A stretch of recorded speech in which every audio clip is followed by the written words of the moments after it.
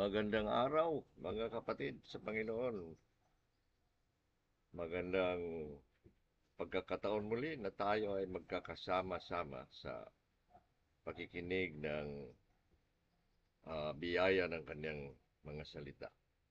Narito po rin tayo, mga kapatid, sa ah, bagong taon. Tayo'y nakakasampa pa sa katapusan linggo ng ah, 2025. At naway sariwa pa rin sa atin ang ating mga ipinapanalangin na tayo'y baguhin ng Panginoon. Sa pagbabago ng taon, layunin ng ating mga puso. At itinataas ang ating mga damdamin sa Kanya naway, babaguhin mo ako, Panginoon. Baguhin mo ang aking mga adhikain, layunin ang aking pagkilala sa inyo. Tayo muna manalangin upang tayo gabayan at tulungan ng Panginoon. Aming makapangyarihang Diyos, aming kinikilala ang inyong kapangyarihan, ang inyong otoridad sa aming buhay at lalo na sa inyong mga salita. Sapagkat ikaw ang nagsasalita at ikaw ang nagsasabi at ikaw ang kailangan naming pakinggan. Salamat na mabiyaya kang Diyos at ang inyong mga salita ay biyaya sa amin. Dalangin namin na turuan niyo kami muli sa pamamagitan ng maayos na pakikinig at tama na pag-unawa sa mga bagay na aming maririnig muli. Samahan niyo kami sa lahat ng bagay na aming pakinggan at tanggapin ang inyong mga biyaya ng salita. Sa pangalan ni Kristo Jesus. Amen. Mga kapatid, ating tunghayan sa pagkakataong ito ang summary sa layunin ng Diyos. Sabihin nating pagbubuo, kabuuhan ng layunin ng Diyos sa atin, sa kanyang iglesia. Sapagkat ang unang Diyos naman na naghahari sa buong daigdig, ang kanyang puso, ang kanyang uh, pagnanasa ay naroon nakatutok sa kanyang mga tao, sa kanyang mga anak, sa kanyang bayan, sa kanyang iglesia. Ay tingnan natin ang bagamat summary ito, sabihin din nating nakatutok tayo uh,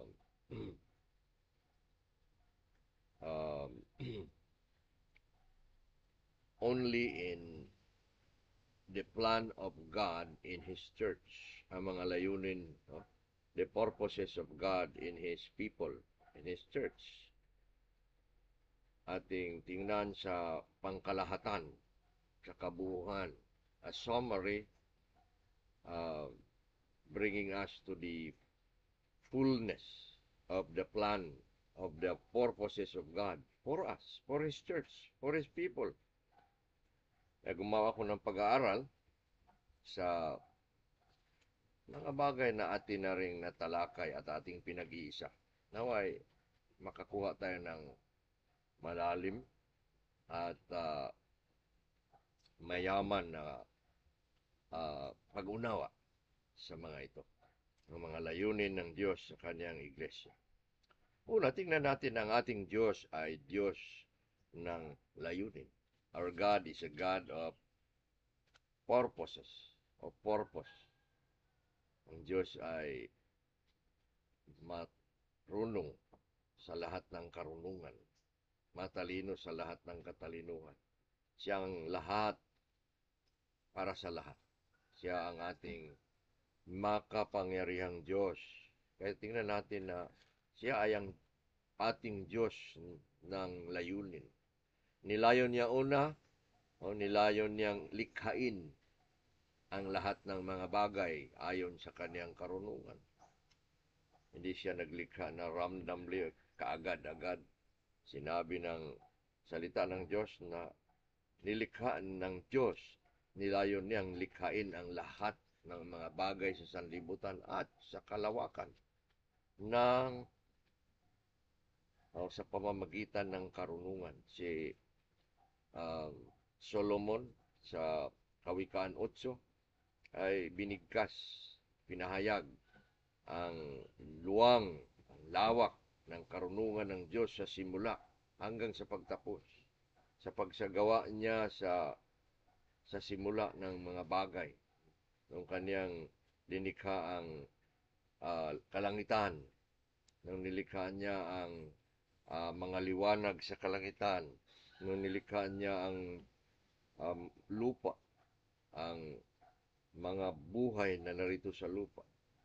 Lahat niyan ay ayon sa kanyang nilayon na paglikha ayon sa kanyang karunungan. Kaya nilayon niya. Nilayon niya pangalawa, no? Ang nalikhain ang tao. Kasama doon sa paglikha niya sa lahat ng bagay sa Genesis 1, 1 hanggang 30. Pinakama ayos, pinakamataas na nilikha niya sa lahat ng bagay ay ang tao. Sapagkat ayon sa Biblia, nilikha niya ang tao ayon sa kaniyang wangis. Wangis. Sa kaniyang pagmumukha. Ang wangis ng Diyos ay ang kaniyang kabanalan at katuwiran. His holiness and righteousness. Kaya ganun ang mumukha ng tao. Ang wangis ng Diyos na banal at matuwid. Kaya nilayon niya.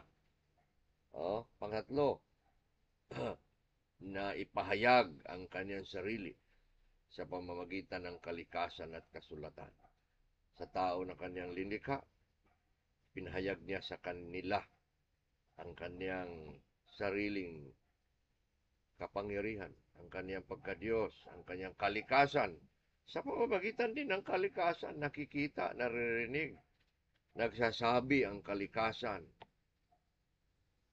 para bagang nag-uusap ang kalikasan tungkol sa kaluwalhatian, kapangyarihan ng Diyos ayon sa awit 19:1 hanggang 4 na napakalakas ang tinig sa pagsasabi nito ayon sa kalikasan.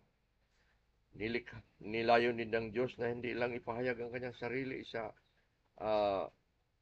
kalikasan, kundi sa kasulatan.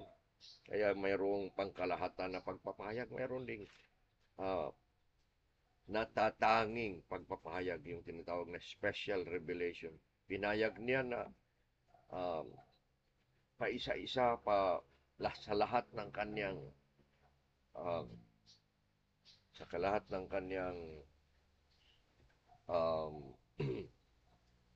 nature, ang kanyang kalikasan doon sa kasulatan. Kaya mababasa natin sa simula hanggang katapusan ang mga kalikasan ng Diyos na kanyang ipinahayag sa atin. Sinabi yan ng Hebreo Kapitulo 1, versikulo 1 hanggang 3, na ang mga propeta, ang mga ama noong una ay nagsasabi sa salita ang Diyos sa kanila tungkol sa kaniyang mga gawa, tungkol sa kaniyang layunin. Yun, nilayon din ng Diyos. Napiliin ang bayan ng Israel upang ipahayag ang kanyang kalikasan at kanyang kapangyarihan sa sanlibutan. Ang Israel, maliit na bansa. Sintro sa sanlibutan. Yan ang pinili ng Diyos. Nilayon ng Diyos na sila ay magiging kanyang bayan. Chosen race, chosen people. Upang ipahayag ang kanyang kapangyarihan sa kanila at sa sanlibutan. Ipakilala ang Diyos sa kanila at sa buong sanlibutan. Ganun ang sinabi ng Deuteronomy 7 hanggang 6. Pinahayag ni Moises ang pagpili ng Diyos sa kanila. Sa Roman 9:10 hanggang 12, ganun din ang sinabi ni Apostol Pablo tungkol sa pagpipili niya, sa pagtatakda niya, sa pagtatalaga niya kay Jacob bilang ama ng Israel.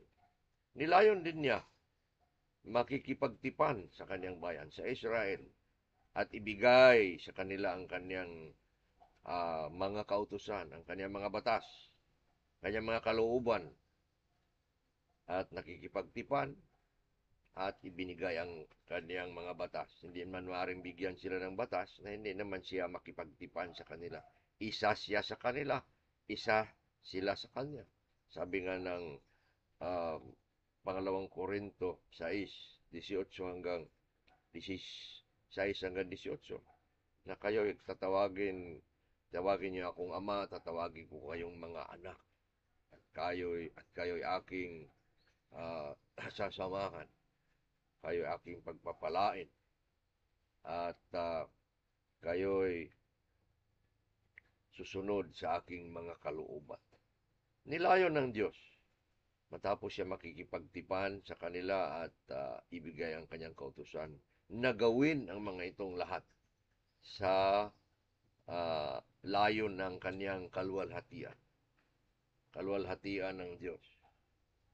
Ang kapurihan ng Diyos sa lahat ng mga layon na ito, mga layunin ng Diyos na ito, sa kanyang paglikha, sa kanyang pagpapahayag ng kanyang sarili, sa pagpipili niya, sa pagkilala niya sa bayang Israel, sa pakikipagtipan niya sa kanila, sa pagbibigay niya sa kanyang mga utos at pagsunod nila, ayon sa kanyang kaluwalhatian at kapurihan. That's yung pinakadulong layunin ng Diyos, na sila ay pupurihin siya, na sila ay magbibigay galang sa Kanya, pagsamba sa Kanya. Punta tayo sa pangalawang bahagi, na ang mga layunin ng Diyos sa Kanyang iglesia sa bagong tipan. Yun ay ang ating makikita sa dating tipan. Ngayon, tingnan natin ang bagong tipan, ang iglesia ng Diyos, ang panahon ng biyaya kay Kristo. Tingnan natin ang mga layunin niya. Nilayon ng Diyos una sa kanyang ayon sa kanyang makapangyarihang kalooban na pumili at magtalaga ng mga tao upang maging kanyang iglesia. Ayon sa Roma 8, ayon sa Roma Kapitulo 8, mababasa natin doon na ang Diyos ay pumili, nagtalaga ng mga tao upang magiging kanyang bayan, kanyang iglesia. Kung ang Israel ay pinili niya na maging kanya, ang Diyos naman ay kinilala ang mga tao na magiging kanyang iglesia, kanyang church. Kaya makita natin sa Roma 8:28, 29, sapagkat silang mga nangakilala niya ng una pa ay itinalaga rin niya upang maging katulad sa kaniyang kawangis. Bukod dito, silang mga itinalaga niya una ay kanya namang tinawag, at sila nang tinawag ay kaniyang walang sala, ginawang matuwid, at sila'y kaniyang niluluwalhati. Yan ang pahayag ng Diyos. Kaya layunin niya na gawin ito upang magkaroon siya ng sariling iglesia.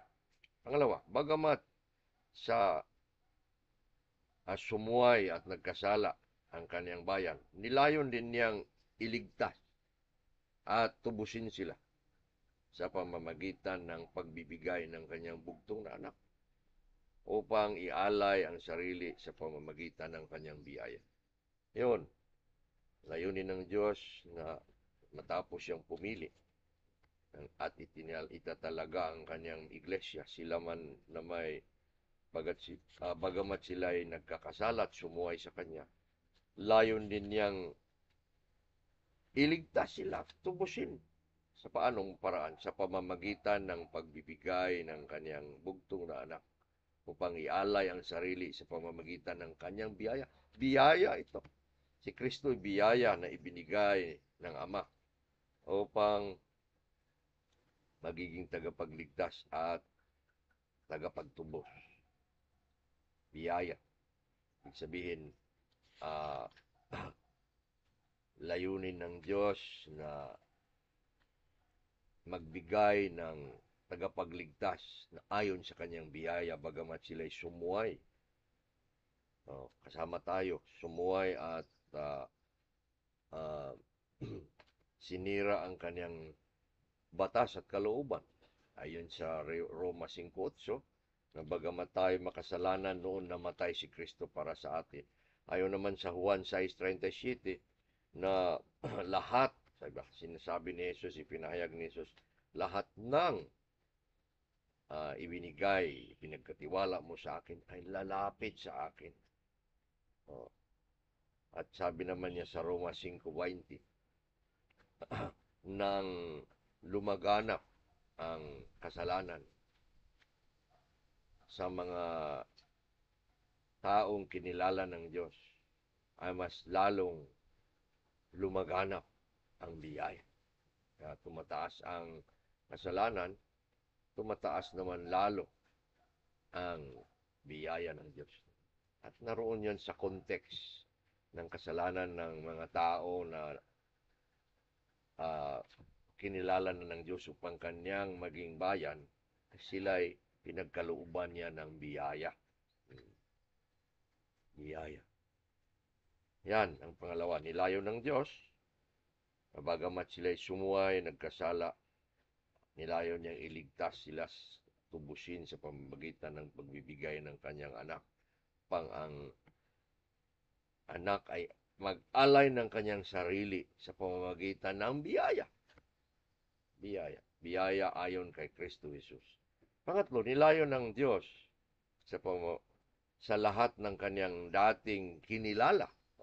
Tandaan ninyo yan. At itinalagang mga tao.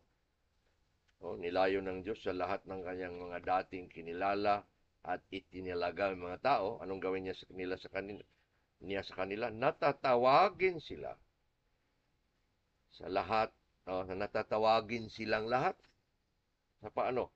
Sa pamamagitan ng ebanghelyo, ang gawa ng kanyang anak. Yung gawa ng kanyang anak ay ang ebanghelyo upang sila'y bubuhayin at sumunod sa pananampalataya. Ito, nilayo niyang iligtas sila at tubusin sa pamamagitan ng biyaya. Ngunit ang pagtubos talaga na ito at ang layuning ito ay tatawagin sila sa buhay. Tatawagin sila sa pagsampalataya sa pamamagitan ng ebanghelyo. Yung ginawa ni Kristo, yun ang ebanghelyo. Yan ay tawag. Diba? Tatawagin ang mga itinilaga na ng Diyos na maging kanya. Tawagin sila at bubuhayin at sumunod sa pagsampalataya. Yung pag mabuhay na sila, sumampalataya sila sa mensaheng iyon, yun ay ang pagsunod. Sumunod sila sa pananampalataya. Kasama nung pananampalataya na natanggap nila, sila ay sasampalataya sa ginawa ng anak ng Diyos. Sila rin ay sumusunod. Sapagkat ang ginawa ni Kristo sa ebanghelyo, tandaan mo, ay pagsunod ni Kristo sa Ama, hindi sa kanyang kalooban. Sa pagsunod ni Kristo sa Ama. At yun, kung ating gagawin ng nasasampalataya, tayo ay sumunod sa pananampalataya. Yun, sa lahat ng kanyang dating kinilala at inilagang mga tao, tatawagin, tinawag sila upang maging kanyang mga anak sa pamamagitan ng ginawa ni Kristo sa ebanghelyo. Bubuhayin at sasampalataya sila. Susunod sa pamamagitan ng pananampalatayang iyon. Yan ang ayon sa Efeso 1:13. Maliwanag doon. Maliwanag ang sinabi sa pangalawang Timoteo 1:9 at 10 na darating ang pagkataon, bagamat nilayon noong una, na sa panahong ito, sabi ni Pablo, na pinahayag ang mensahe ng ebanghelyo ng buhay. Pangapat, nilayo ng Diyos sa lahat ng kanyang itinalaga at sumunod sa pagsampalataya o yung mga itinalaga at sumunod na sa panampalataya, natawagin sila upang magiging kanyang mga alagad at iglesia. So hindi lang sila tinawag ng ganun, tinawag silang sumunod sa pananampalataya. Ang kanilang pagsunod, ano? Sumunod upang maging alagad.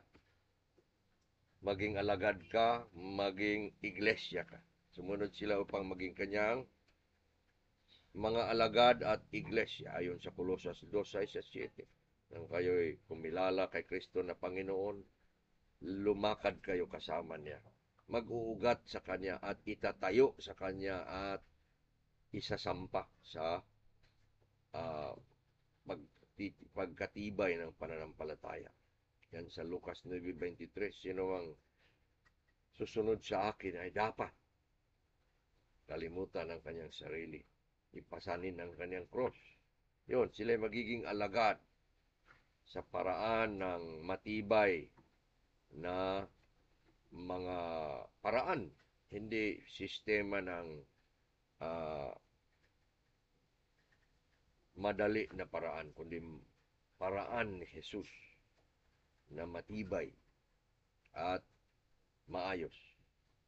Panglima, nilayo ng Diyos sa kanyang mga alagad at iglesia na mamumuhay ayon sa kanyang layunin at kalooban. Ito, ang kanyang layunin at kalooban, dapat naroon sila. Layunin niya yon. Oh. Kaya sa lahat ng sumampalataya, pamamagitan, sa lahat ng sumunod sa pagsampalataya, nilayon niyang dapat silang mamumuhay bilang mga alagad at kasapi ng iglesia. Mamuhay sila ayon sa layunin at kalooban ng Diyos. Ano naman ang mga layunin at kalooban ng Diyos sa iglesia at mga alagad? Ito, layunin ng Diyos na dapat silang kumikilala kay Kristo bilang kanilang Panginoon. So kung ikaw ay alagad at iglesia, sakop sa iglesia, dapat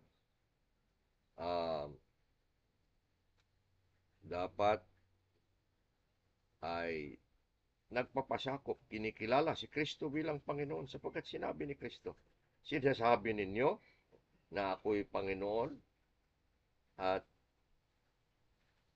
tama nga kayo sapagkat ako nga. Sinasabi din niya sa Lucas 6:46, bakit tinatawag ninyo akong Panginoon? Panginoon, ngunit hindi naman ninyo ginagawa ang aking layunin. Kaya pag siya'y Panginoon, dapat sinusunod na Panginoon. Yan ang layunin ng mga alagad para sa mga alagad at iglesia ng Diyos. Layunin ng Diyos na dapat nilang ipahayag. Tingnan natin. Layunin una ng Diyos na dapat sila'y kumikilala sa Kanya bilang Panginoon at iibigin siya. Iibigin siya pala. Pag Panginoon siya, sinusunod, kaya iniibig siya. Ayon kay Marcos 12:30, iibigin siya ng buong puso, buong kaluluwa, buong pag-iisip at buong lakas. Layunin ng Diyos na kapag siya'y kinikilala na Panginoon, na dapat sila magpahayag. Yun. Magpahayag sa Kanya. Tayo magpahayag sa Kanya. Layunin niya na tayo bilang mga alagad, ipahayag natin siya. Ipahayag ang Ebanghelyo sa lahat ng kung saan tayo dapat magpahayag. Kung doon ka sa trabaho mo, sa bahay mo, sa school mo, sa mga kaibigan mo, sa mga tao na kung saan ka nagpunta. Ipahayag ayon sa Roma 10:10. Sumampalataya tayo sa puso at nagpapahayag sa ating mga labi. At kalooban ni Kristo na kung dapat siya ay ating Panginoon, atin siyang ipahayag sapagkat kung hindi rin niya tayo kilalanin sa harapan ng Ama. Layunin ng Diyos na dapat sila'y ah, magsasama-sama ang iglesia at ang mga alagad na may pag-iibigan at mamumunga ng mga mabubuting gawa. Yan ang pangatlong layunin niya tungkol sa pamumuhay ng mga alagad at iglesia. Ang hiding niya, nilayon niyang ang mga alagad at iglesia ay mamumuhay ayon sa kanyang layunin at kalooban. Kaya kalooban niya siya magiging Panginoon at iibigin siya. Kalooban niya ay ipahayag siya sa lahat ng tao. Pangatlo, layunin ng Diyos na dapat sila'y magsasama-sama bilang isang iglesia, mga alagad, na mag-iibigan at mamumunga ng mga bubuting gawa. Mag-iibigan. Pag nagsasama at nagkikita, I love you. Mahal kita pa, kapatid. Ano naman naka-iglesia na yan na wala tayong gusto sa kapatid. Galit tayo pag nakikita ang kapatid. Iingi tayo ng kapatawaran dyan. Sapagkat sinabi nga ni Juan na kung tayo napupuot, tandaan ninyo, nagagalit, napupuot sa kapatid, wala sa atin ang katotohanan, sabi niya. At tayo mamamatay tao. Nakatakot yan. At kapag tayo mamamatay tao, wala daw tayong buhay sa Kanya. Kaya bawat isa na kasama mo sa iglesia, sino man yang pagmumukha na yan, babae, lalaki, mahal mo yan, mahalin mo yan. At huwag kailanman ang puso mo magkaroon ng puot, galit, o sama ng loob. Kung mayroon man, sabi ng Santiago, ay ipahayag mo. Magpapahayagan kayo ng inyong mga kasalanan. Kaya papahayag kayo. Tayo. Sorry kapatid, tawarin mo ko kapatid. At mahal kita kapatid. Amen. Layunin ng Diyos na dapat sila'y mamumuhay ayon sa mga paraan ng biyaya. Yon, ang iglesia at mga alagad. Ulit-ulit na natin ito. Mamumuhay ayon sa mga paraan ng biyaya. Una, ang biyaya ng Ebanghelyo. Anong paraan ng biyaya sa Ebanghelyo ang dapat? Tayo'y magiging karapat-dapat sa Ebanghelyo. Filipos 1:27. Sa Ebanghelyo, karapat-dapat tayo sa mensaheng iyon. Yung ating sinampalatayanan na Ebanghelyo ni Kristo. Kailangan tayong karapat-dapat doon. Ibig sabihin, kung yun ay ang Ebanghelyo na sumunod si Kristo para sa atin, sumunod rin tayo. Wala nang mag-aari tayo dahil sa Ebanghelyo. Siya na ang may-ari sa atin. Wala na tayong karapatan sa sarili. Siya ang may karapatan sa atin. At ang buhay na ito, na tayo namumuhay, ay sabi ni Pablo, namumuhay ako sa pananampalataya sa anak ng Diyos. Sa Kanya. Ang pananampalataya at hindi atin. Sa Kanya ang katuwiran. At doon tayo namumuhay. Pangalawa, biyaya ng katuwiran ni Kristo. Tinuwid tayo sapagkat liko tayo. Wala tayong katuwiran sa sarili. Ang Kanyang katuwiran noong si Kristo'y tinupad ang ating nilabag at kinuha ang ating parusa. Sumampalataya tayo sa Kanya. Kaya ang Kanyang katuwiran ay atin. Wala tayong paraan na magiging matuwid. Siya ang matuwid. Sumampalataya tayo sa matuwid. Ginawa tayong matuwid. Atin ang Kanyang katuwiran. At doon tayo mamumuhay sa katuwiran ni Kristo. Yan ang biyaya ng katuwiran. Galatia 2:16 at 20. Filipos 3:9. Biyaya ng panalangin at pagsamba. Yun, doon tayo tumatawag. Doon tayo humihinga sa hangin ng pananampalataya. Kung ano ang ating panalangin araw-araw, ang pagtawag, ang ating pagpupuri, ang ating pagpapasalamat. Doon tayo biniyayaan ng lakas. Biyaya ng pagsisisi. Doon ang biyaya ng paglilinis sa ating mga karumihan, ang ating mga pagkukulang, ang ating mga suway ay tinatanggal, linilinis sa dugo ni Kristo. Biyaya ng salita. Sabi ni Kristo, manatili kayo sa akin at sa aking mga salita. Tatawag kayo at ako'y didinig. Ibig sabihin, itong panalangin at salita nagsasama. Kapag wala ka sa salita, kapag hindi ka nakikinig sa salita, hindi ka nag-aaral sa salita, hindi ka tumutupad sa salita, ang panalangin mo ay hindi maaari. Oh, prayer is a privilege of obedience. Ang panalangin ay pribilehiyo lamang sa pagsunod ng salita. Kapag hindi tayo sumunod, ayon sa Kawikaan 29:11, na karumal-dumal ang ating mga panalangin kapag ating inilihis ang ating puso sa kanyang mga kautusan.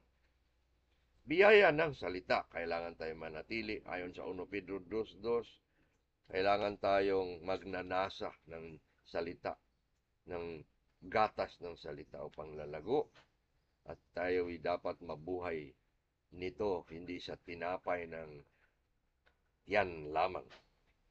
Pang-anim, layunin ng Diyos na sa pamamagitan ng mga paraan ng biyaya ay mamumuhay tayo ayon sa gabay at kapangyarihan ng banal na Espiritu.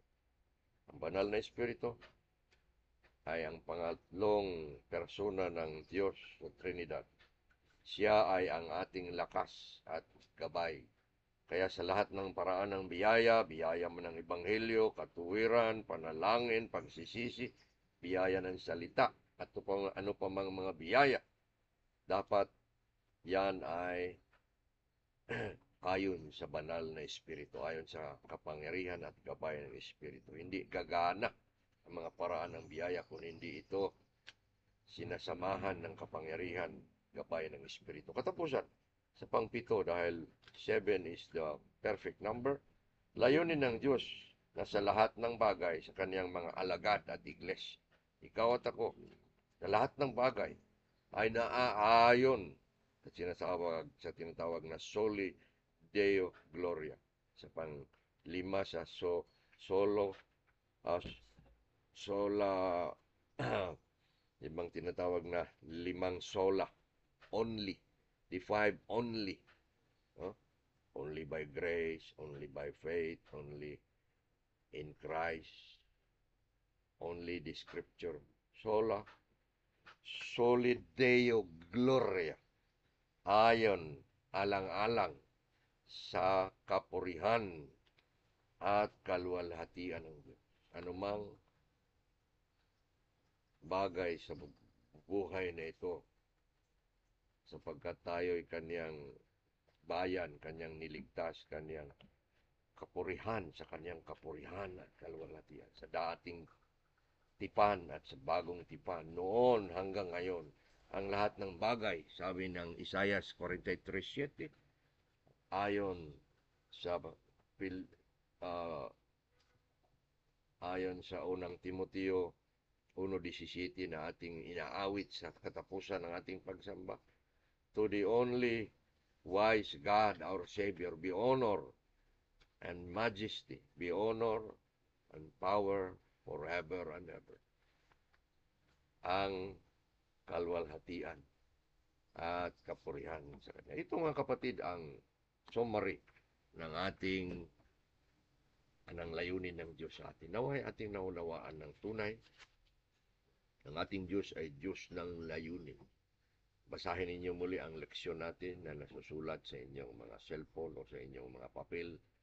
Naway pinagpapala kayo sa pagkikinig sa layunin ng Diyos para sa ating buhay. Tayong manalangin. Purihin ka aming Diyos sa inyong salita, sa inyong layunin sa amin. Ikaw ay Diyos na tunay nga na naaayon sa inyong layunin ang lahat ng inyong pagkilos at paggawa sa aming buhay. Tulungan niyo kaming unawain ang inyong layunin at mamumuhay kami doon sa inyong layunin. Na kami matatagpuan, O Diyos, kung saan man kami sa sanlibutan ito, na mamumuhay hindi sa aming layunin, ngunit sa kalooban niyo.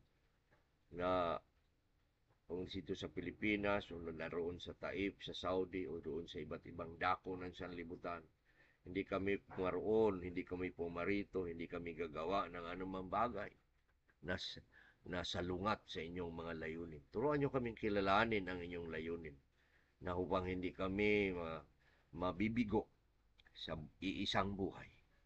Sa pangalan ni Kristo Jesus. Amen. Purihin ang Diyos mga kapatid, naway pinagpapala tayo sa kanyang mga salita. Hanggang sa sunod nating pagkikinig at patagtagpo, pagpalain tayo ng banal na Panginoong Diyos. Amen.